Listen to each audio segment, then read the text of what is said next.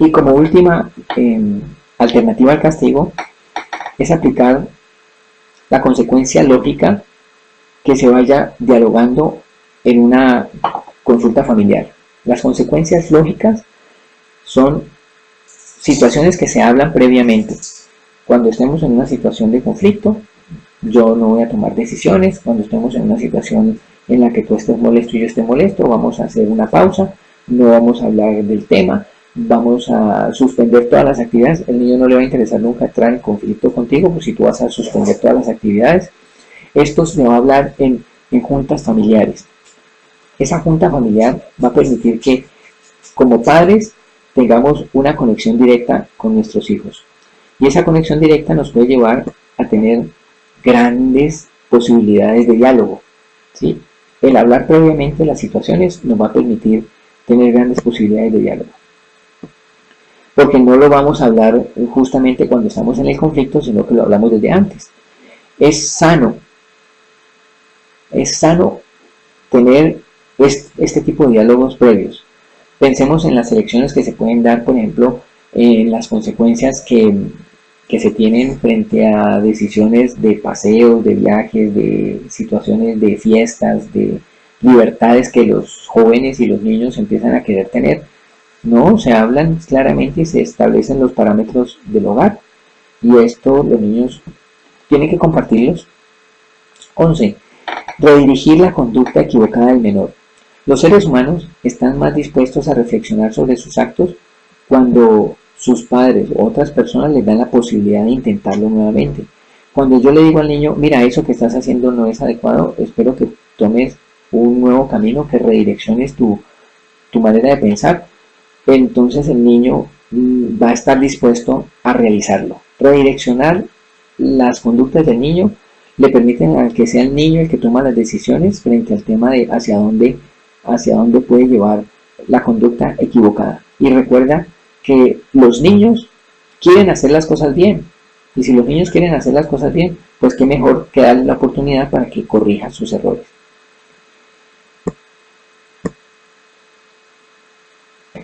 Sé un ejemplo congruente.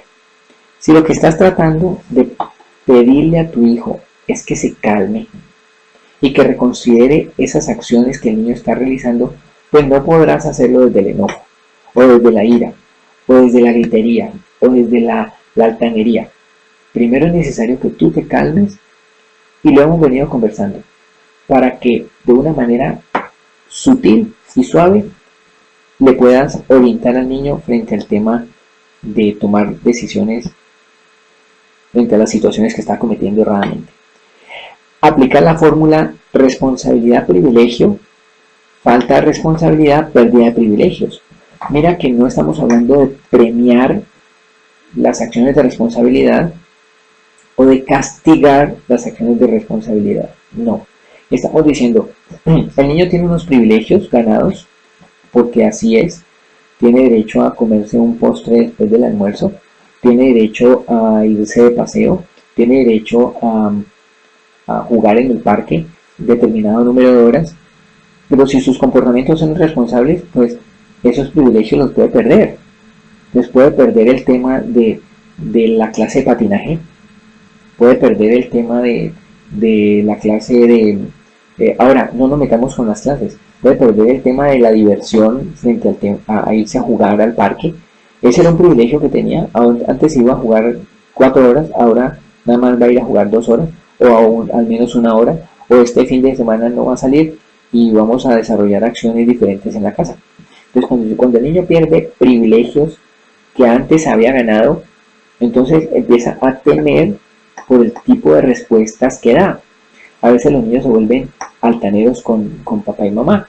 Entonces la mamá le dice, ¿por qué estás haciendo eso? Dice, porque así quiero. Ah, estás hablando con un tonito muy agresivo. Pues entonces, así me vas a decir cuando yo me vaya a ir a la piscina y no te deje ir a la piscina a ti. ¿Ves? Entonces, perder los privilegios le da al niño la capacidad de empezar a sentir el costo que tiene las conductas indeseables. Las conductas indeseables. Revisar las juntas familiares, ya lo había conversado, y considerar las conductas desafiantes como oportunidades para crecer.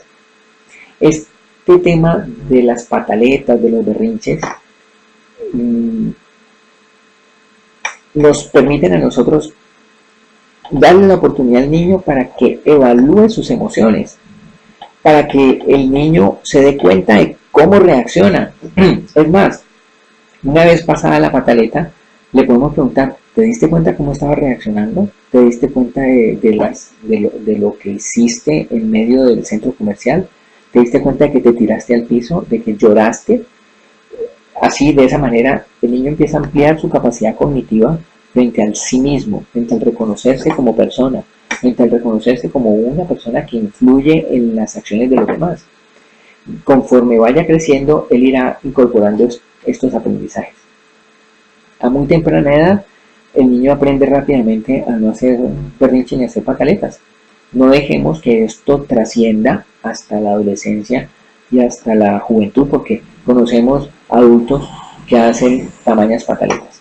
Bien, ayudemos entonces al niño a identificar las emociones. Esto es clave. Identificar sus emociones y expresar sus pensamientos le va a permitir al niño darse cuenta que sus actos no son deseados o son indeseables por sus padres y que puede corregirlos. De esa manera, entonces, el niño va a empezar a preguntarse cómo poder hacer para corregirlos. O sea que podemos usar estrategias de cuentos, juegos, dinámicas, actividades lúdicas.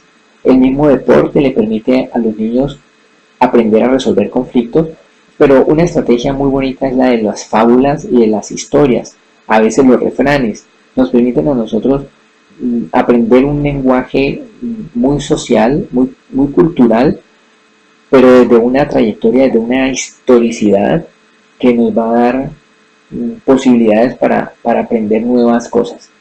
Los niños aprenden con las fábulas y con los cuentos. Entonces utilicemos las fábulas y los cuentos para ayudarle a los niños a resolver sus problemas. Yo con mis hijos me he inventado un par de canciones de un personaje que se llama el Pato Pataleta. Entonces el Pato Pataleta quiere irse a nadar y a comer lombrices, pero en un momento de la canción se enfurece y acaba con todo y destruye todo y bota sus gafas. Y entonces yo luego le pregunto a mi hijo, oye, ¿cómo se comporta ese Pato Pataleta? ¿Te diste cuenta que ayer tú te estabas comportando como el Pato Pataleta? Que tiraste tus juguetes al piso y estabas tan furioso que no querías hablar con nadie. Y entonces él se sonríe y me dice, sí, me estaba comportando como el Pato Pataleta. ¿Y qué te diste cuenta? Dice que no era la manera de resolverlo. ¿Ves? Volver sobre lo contado, volver sobre la historia, volver sobre la fábula. A veces contamos cuentos y lo único que hacemos con los cuentos es asustar a los niños. El cuento Caperucita Roja de Hansel y Gretel, estos cuentos de los hermanos Grimm, donde los niños son devorados y donde los niños los anda buscando un lobo y una bruja. No, esos cuentos no, esos cuentos no. Cuentos y fábulas que nos permitan a nosotros aprender a resolver conflictos. Y más tarde, en lugar de hacer un castigo, de pegar un grito y de vociferar y de tirar las cosas, pues le decimos al niño, mira, nos está pasando lo del cuento. Tú te estás comportando como el gato y yo me estoy comportando como el burro. Esto nos da a nosotros unos elementos muy importantes para el diálogo. Y vemos que la construcción conjunta de significados sí es posible. Y sí es posible hacerla con niños de diferentes edades, desde los 3 años, desde los 2 años y medio, desde los 6 meses de nacido. Ya nosotros podemos construir significados conjuntamente. Ahora, también le podemos pedir al niño que construya un cuento, que sea el niño el que se inventa la historia. Y cuando el niño se inventa la historia, a veces nos arroja elementos importantísimos de su propia vivencia, cosas que él no puede decir, que no sabe decir, o que cree que no debe decir, y nos la cuenta en una historia. Y nosotros estamos ahí prestos para identificar esas condiciones importantes de ese niño, de su emocionalidad, y de las crisis que está viviendo internamente. Pensemos que un niño con un potencial cerebral maravilloso y un canal de comunicación pequeño porque su vocabulario no es suficiente, porque sus ideas todavía no las puede organizar, porque no tiene la autonomía para expresar lo que piensa, termina muchas veces sintiendo una tormenta interna que antes es que no hacen más pataletas. Entrenar y dar seguimiento. Pues nadie nace sabiendo. Por lo tanto, si queremos que nuestros hijos sean cooperadores, participativos, que realicen las cosas que le pedimos, que sean obedientes, es necesario tomar el tiempo previo para entrenar y entrenarnos todos en ese comportamiento adecuado. De tal manera que los niños finalmente lo terminan haciendo de manera natural. Jugando también se enseña. Cuando jugamos y seguimos reglas en el juego, no nos podemos olvidar de que el aprendizaje se adquiere mejor si se está relacionado con una experiencia positiva, satisfactoria, emocionante, en la que se disfruta. Jugar un juego de mesa puede servir mucho más que el simple hecho de reprender una acción inadecuada. Podemos un día volver sobre el juego de mesa y decir, mira, ¿te acuerdas que la vez que estábamos jugando y que tú ibas ganando y de pronto perdiste? En la vida se gana y en la vida se pierde. Y el juego de mesa nos puede ayudar a nosotros en el tema de la construcción conjunta de significados para que el niño aprenda cosas importantes de sus mismos comportamientos. Conectar con el hijo. Conectar con el hijo es muy importante. No nos olvidemos de la herramienta poderosa que es enseñarle al hijo mensajes de amor.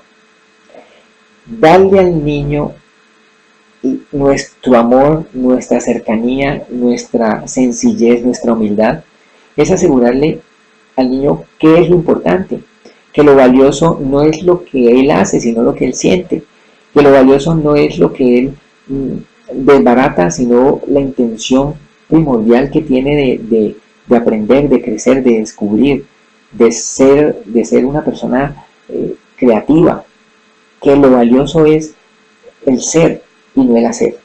Cuando nosotros conectamos con nuestro hijo y él conecta con nosotros, entonces pues el castigo es una incoherencia, porque estamos juntos en un proceso en el que queremos crecer y queremos aprender y queremos dar lo mejor de nosotros mismos. Conectar con el hijo es sentir como él para que él sienta como nosotros. Y finalmente, ahora sí, la número 20. Sigamos la regla de oro de la crianza sin límite. En otros videos he expresado la regla de oro. La regla de oro es cuidar de ti mismo, cuidar del otro y cuidar del entorno. Si somos coherentes con esto, entonces el niño aprende a cuidar de sí mismo, a cuidar del otro, que soy el papá, y a cuidar del entorno, que es el resto del mundo, la naturaleza y las demás personas que viven en sociedad. Entonces, si nosotros seguimos esta regla de oro, pues el castigo se queda fuera de contexto y lo que hacemos es hacer prevalecer el vínculo familiar, el vínculo fraterno. De esta manera, entonces, cuidando esta relación, logramos que el niño llegue al culmen de lo más valioso, que es el aprender por su cuenta, el mejorar cada día más, el querer hacerlo bien, el querer ser mejor persona cada vez. Y esto nos lleva entonces a que tu hijo se puso en tus manos. No dejes que él se arrepienta un día de haber escogido ser tu hijo. Eso es lo más fundamental. Como conclusiones, entonces, llegamos a la conclusión que habíamos planteado desde el principio. Los niños son buenos, quieren hacer las cosas bien, quieren aprender de los mejores, y por eso tú terminaste siendo su madre, tú terminaste siendo su padre, y ellos están dispuestos a corregir lo que tengan que corregir con tal de seguir siendo buenos y ser felices. Los niños son felices por naturaleza. No estropeemos esa condición de felicidad. Así que tratémoslos como seres humanos, tratémoslos como personas integrales, tratémoslos como adultos responsables para que un día lleguen también a ser adultos. Gracias por comprometerse a evitar el castigo, a erradicarlo totalmente del tema de la crianza, y veamos que el diálogo es la mejor forma de resolver las dificultades. Recuerden buscar los videos en YouTube digitando Hola Orientación o digitando Hola Crianza, que esa es la forma de encontrarlos. Y les agradezco mucho que hayan escuchado estas reflexiones y nos vemos en una próxima oportunidad.